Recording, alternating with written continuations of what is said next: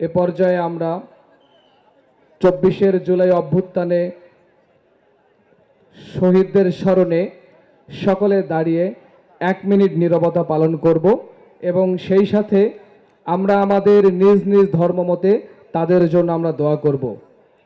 আমাদের সময়টা শুরু হবে। সকলকে দাঁড়িয়ে যাওয়ার জন্য অনুরোধ করছি।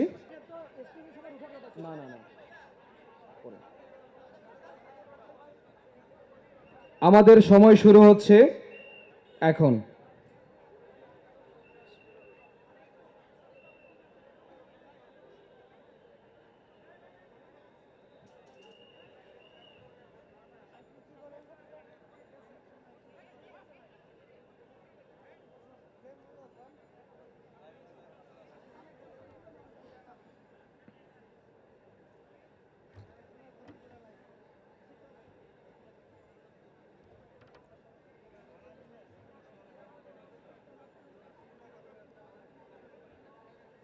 ধন্যবাদ সকলকে।